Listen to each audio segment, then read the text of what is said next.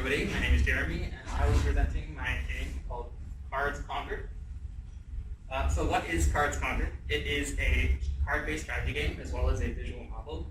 Now, why did I choose a card game? Well, trading card games and collectible card games have been one of my biggest hobbies for many, many years now. And before I moved here, I spent the last year and a half working at a card store, selling cards to people. So I'm really inspired by them, and I know way too much of so many of them. So I figured, let's make a game at it. So this game takes place in a futuristic fantasy setting. Think something similar to the modern day Final Fantasy games, where there's kind of magic but also technology. Almost everything is settled by card games.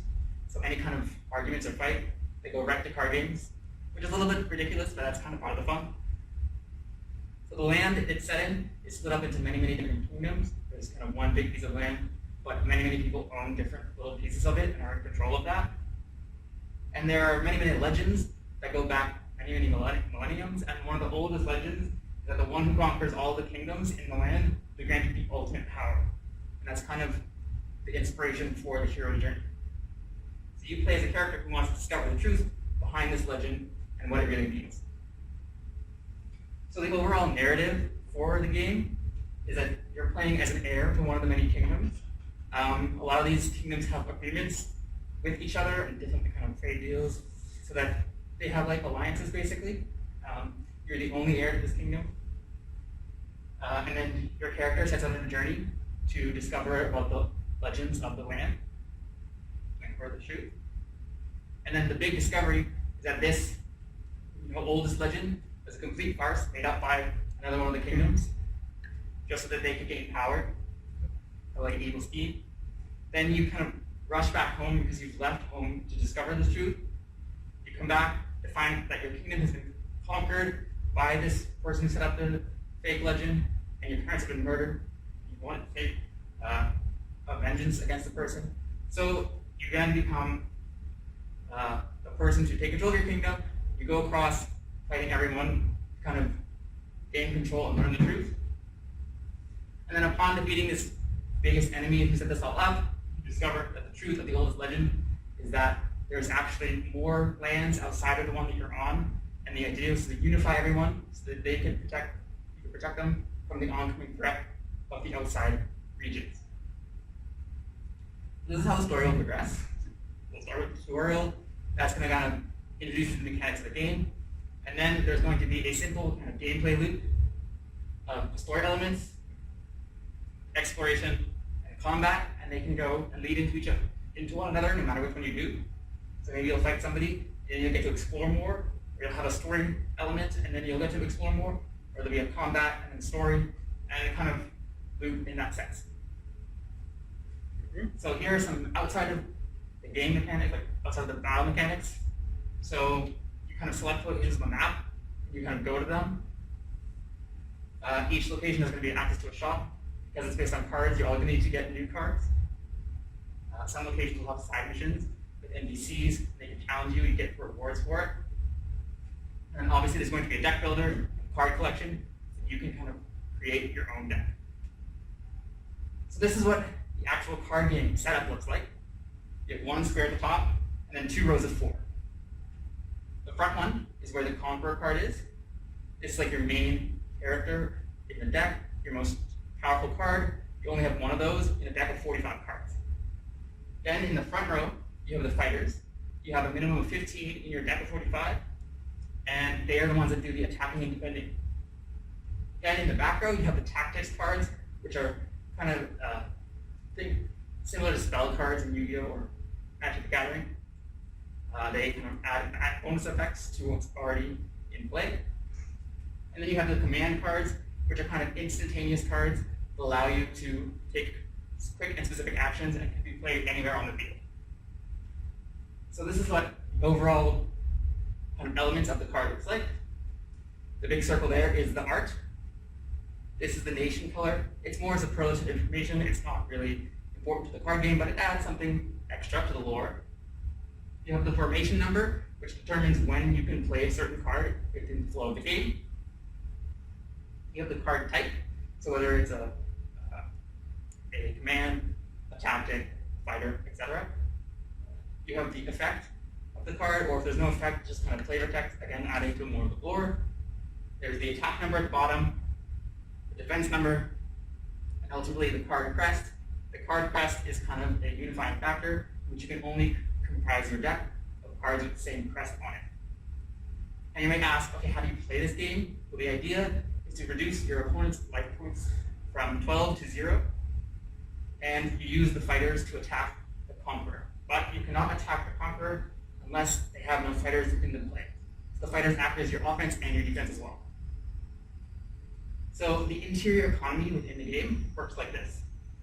Winning a fight gives you currency, which you can use to purchase various things. Packs of cards, card decks, deck recipes, and some customization options. This is all with in-game currency, so no extra purchases are necessary, but they are limited. And after opening packs, you'll receive cards, and then any extra cards beyond the maximum of 4, you'll get extra craft points, which lets you create the cards you're missing that you need. This ultimately leads to an easier way to create decks and get specific cards of higher rarities. So as I said, craft points can allow you to create cards you don't have. So in terms of monetization, the price of the game itself, obviously. Then you have the crest packs, which gives you one of every card with that crest on it. So if somebody doesn't want to kind of play the games to gain enough points to go and buy them, they can just use real money to buy one of each. Then you have customization options, which is on things like decks, arenas, deck boxes, arenas, and card backs, stuff like that. Then you have alternate arts and alternate rarities. This doesn't change what the card does, it just changes how it looks. And somebody might want to pay to have a fancier version or a more animated version of the card. Additional story content packs, so if the story ever wants to continue, they can buy the additional story content, but does not necessarily affect the base game. And then a new crest expansion pass. So if there's new crests of cards or types of cards added to the game, then they can choose to buy an expansion pass that automatically gets all the new cards as they're released. Finally, of course, there's going to be a multiplayer aspect. Given this is a card game, it's one of the major selling points. There's going to be online card battles with friends and strangers. Online tournament mode, local wireless tournament mode. This is where you set up multiple players. Online, obviously, you just play it yourself, but in local wireless with your friends, as well as the CPU opponents that kind of fill up the spots.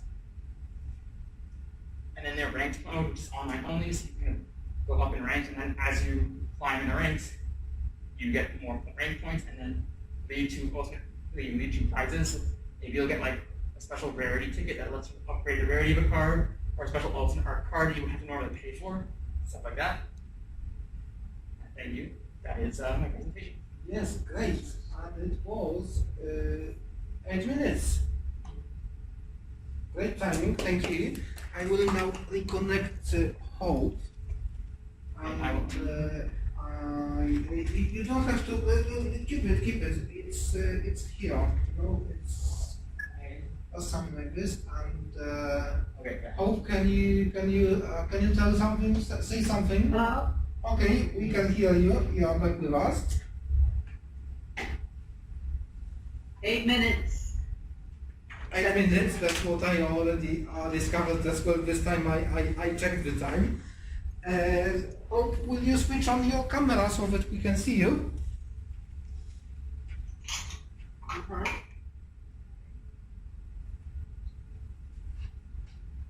Okay, great. This time we have you, Hope, on the big screen, which you probably can see, and Jeremy's presentation would need to switch between you and the presentation, but the problem is that when we can see the presentation, we cannot hear you. So.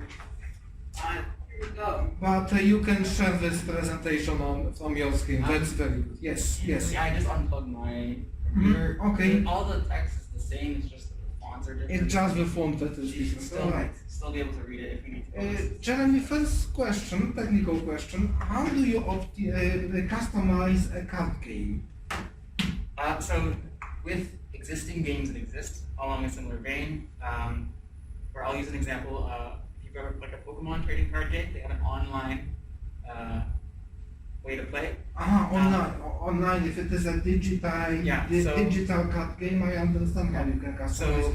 But are you thinking about having the physical version as well? Physical version, Paper card. potentially, which then just becomes the higher rarity cards are of more value. So just you go to the packs and the different sets, and that's this could shift to a physical card game. It's been planned with that in mind, that if I were to take it physically, the card game mechanics would work in that way, and that in that sense it just becomes okay getting the cards you physically, but in theory it should work both digitally and physically, and then you wouldn't really have the customization options physically. It would just form the rarity of the card. There could be superlative like merchandise, like again the deck boxes that you store the cards in, or the sleeves to protect them with the card branding on them, or like specific mats that have like the specific squares and branding as well. But beyond that, just one thing, perhaps you mentioned this and perhaps I missed this.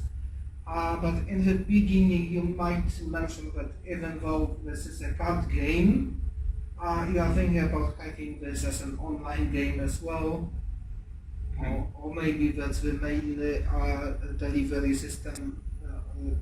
Because then I got a little bit puzzled how you can customize or change the graphics on the card if it is printed on a piece of paper, and how could I customize it? But your explanation is sufficient to me. I hope. Is there a map? of the land, Yeah. no, I have not created that yet. That's still something I have to work on. But But there will be one. Otherwise, Okay. it would be very confusing. so I'm playing card games to work my way around a map. Essentially, yes. Good. I understand that. So the map is the visual novel? So the visual novel aspect is kind of like I meant here, I'll go to the slide. And Yes. present the. Seeking control. Hmm? Seeking control, you can't control. What is? Oh, you have to plug in again. You have unplugged. Just Oh, put it back to the here and now let's go to the slide. Okay.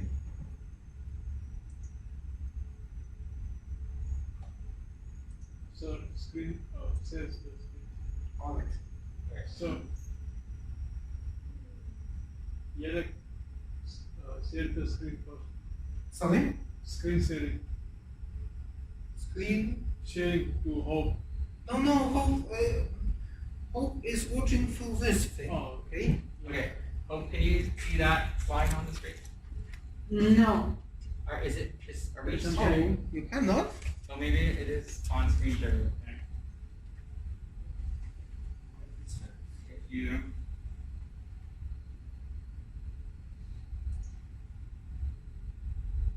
have to Oh, you should be seeing it. or just share the screen. How to see our presentation, you need to close your screen sharing. Okay. Okay, now you should see. Okay, now You should see yourself now, I do. and the presentation is right here. okay, so now you Yes. now you can see it. Okay, Yeah. so I can see it, but I can't read it. That's why I was going along with the PowerPoint. 'Cause Okay. The way the light is, I can't see I can see, I can't read any of the words. So this is what's on the screen is the premise of the game, and then the actual narrative where the reason why you're kind of going all over is that you're trying to discover the truth and the origin of this oldest legend, and you discover that it's coming from one of the rival kingdoms, and Oh, yeah, I got that. No, I understand all that. Mhm. You know, I pick up on narrative really quickly, don't worry. It's just I was just trying to figure out as a player, what am I doing? You know, so yeah, I know the kingdom and all that, so I guess that will be on the map. But how am I playing? I'm playing cards to get around. So Is that essentially, you'll travel to a different kingdom, and then whether it is to gain information about the legend or to defeat one of the enemies, you kind of challenge your opponent to a card battle, and then in order to receive the information or progress the story, you have to win. okay? So I'm challenging my opponent to a card battle. Yes. I played a lot of cards as a kid. I'm Canadian, but I think probably all Canadians have. So my opponent, where's my opponent? Online? Is it multiplayer? There's a multiplayer aspect, but all of this that I'm describing is the single player story, so it would be computer controlled players in this case. Okay, so it's like playing solitaire with the computer. Yes. But Okay. you have an opponent. It's kind of like solitaire, but you're only like if you're playing chess but with cards kind of thing. Okay. No, I've played a lot of solitaire with computers, so you know, and with myself. But moving away from the now I solitaire. understand. And then when I win the card game, Yes. then do I move somewhere else on the map? Yes. So when you win the card game, you'll get the piece of narrative you're looking for or the information, and then you'll move to the next kingdom on the map, and then kind of repeat that process. Okay, I get that. But this card game is based more on trading card games rather than traditional card games like solitaire or like Go Fish or Crazy Eights, for example. Okay, so and I'm not that familiar with trading card games. I'm still, you know, King, Queen, Jack, Ace, 2 to 9, Hearts, Diamonds. So I will say that as a point of reference, I think the 3 most popular trading card games that exist are Magic the Gathering, which is also the oldest, the Pokemon trading card game, and Yu-Gi-Oh! Trading card game. And then there's also a few others as well that I am aware of, like Card Fight Vanguard, and then there's a Digimon one that's coming out next year. Okay, and are you influenced by, like, are you taking different, borrowing and being inspired by different features in these games you just mentioned? Yes, that is how my familiarity with all of those card games is how I came up with unique rules for the one I presented. Okay, so that should go into the game design document as kind of a literature review at underneath the aim and objectives. You need to, we've got a space for inspiration in the GDD, don't we, Jarek? Sorry? Where would he put the inspiration part in the GDD? Does that go in In the report, inspiration part is in the report. Okay. Yes, okay. Unless the inspiration may be a shortcut to explain something very quickly, you know, if you say Minecraft type graphics, that's apparently a inspiration, and it's also a valid information for developers about the graphics they are to build. I don't have a final visual style yet. I did sketch some characters, but I did not finish them, so they were not included in the presentation today. So, Jeremy, I generally like your presentation. I think it's consistent and nice. I had one discrepancy here, one unclear thing, and this was how this layout of 9 cards with a big card in the top, how it relates to the map of kingdoms, but you have explained this. I think that your January final presentation will be much better because you will have graphical Yes. assets by then. Okay, so instead of telling us about I will have a map of kingdoms, you will show this map. Okay? Exactly.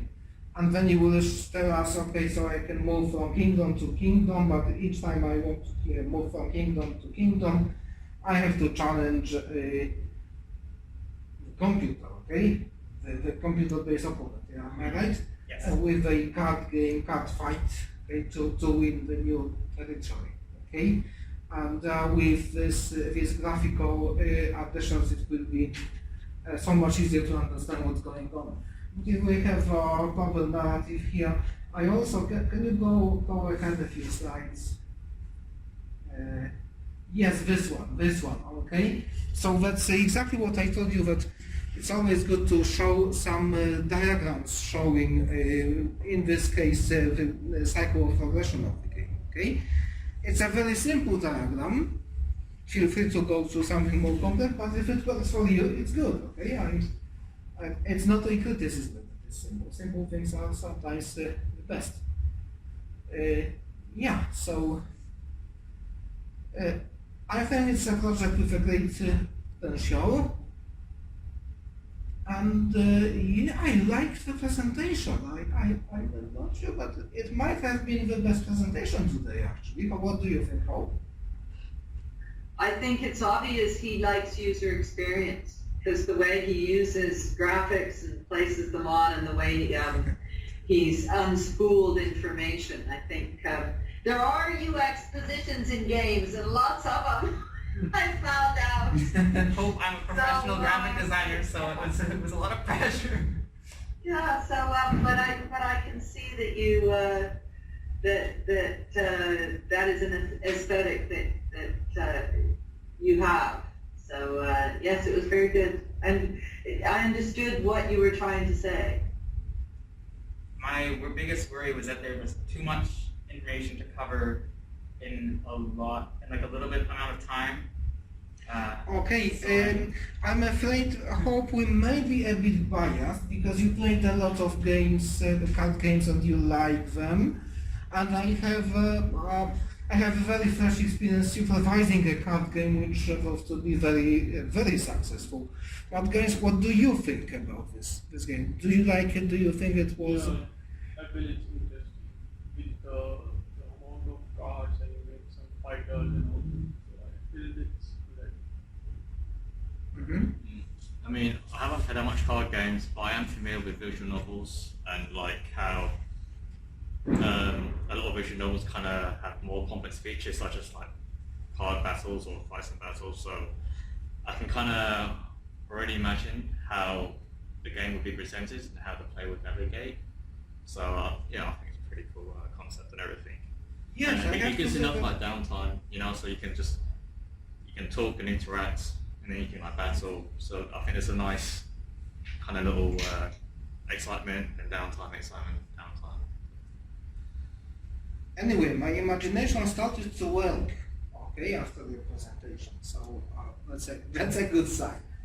And when I think about your background in graphical design and what you can do when it is filled with your actual assets, it can be absolutely great, yes, so yeah, I liked it. Criticism. Hope we need to destroy this project now, find some critical points. Making the narrative of the kingdom and the card battle, I think getting that to work together is going to be a challenge, because it's always bringing in this kind of story into these kinds of games is always can be the tricky part. So I think that would be the tricky part. So is every time I move, it's a different card battle? Yeah, so the way that it would be structured is that there would be computer-controlled opponents, and each opponent will have a deck comprised of a different crest, so that would offer variety. Now, of course, given how many cards I ultimately create, there may be some decks that are almost the same or have similar combinations of cards, but as you get further along the story, the AI becomes smarter when it comes to playing the cards. So even if you played against the same deck previously, earlier in the game, it becomes more challenging when you have somebody who has a computer that has a better understanding of the specific deck that they're using and how the effects will interact. So it then becomes more of a challenge for you as the player to counter the skills that the opponent is using. Okay, okay. Well, Jeremy, I have a question. You mentioned this computer-based opponents, Yes. but also you do not exclude the possibility to play with physical cards on the physical table in the physical world. How this would go well without computer-based opponents? I imagine that you have human players around the table. But one thing that is tricky for me, if I want to go to another kingdom, attack another kingdom, I just challenge a computer-based opponent. But does the computer-based component ever challenges me and attacks my kingdom as well? Which apparently could happen if I play against human players who could challenge me as well. So you mean what I mean is that you can play a battle in the position of the attacker, but also defender. Okay? So that's something that I thought of because there is a game series, which I cannot remember the name of, it's the original series, but the spin-off, like a Pokemon Conquest, where another inspiration I took, where in that you have individual like kingdoms that you're controlling, but at a certain point in the game, other enemy like computer-controlled kingdoms will attack you and you have to defend. So that's something that I considered adding, but I'm not 100% sure how that would work narratively. Okay. For how I want the story to go, but it's something that could potentially be implemented. Mm-hmm. Great. And Jeremy, my final remark is card games are incredibly challenging to design. I know this. They are probably much easier to implement because implementation, when you have a completed design, implementation is, in case of physical game, it's printing cards, and in case of computer simulated card game, it's also not very complex. But yeah, design is very tricky, and what is particularly tricky is balancing the game, so it's not too difficult, too easy, but first of all, that it doesn't tend to go into a stalemate. Okay? So my advice is you will have to cope with a lot of rules, a lot of work combining these rules and ensuring that they create an engaging and well-balanced and interesting game. And you will need tons of test play. And of course you can do the test play, particularly that you have a computer-based opponent, so you don't need another person to play. My previous project with a current student or postgrad student, he had a game in which he needed human opponents, and you can imagine in times of pandemic how difficult it was to find people with whom he could play. Okay? But anyway, you will need a lot of test play to ensure this. This is something I knew going into this, but I'm hoping that with additional research and my existing knowledge of just a lot of card games in general and what makes and breaks those card games, I will be able to come up with something that works and is also fun and engaging to play. And I am aware of common pitfalls of card games because of my past knowledge, so I can kind of steer in a direction and avoid those, or know that, oh, this is not going to work for this reason, I need to change it. But it's something I'm willing to put the work in for. And I you really like card games. Yes, all right. A very exciting project, I have to say. But we had today 4 exciting projects. All projects were very good. Even if we criticized a lot today, these were 4 very good presentations.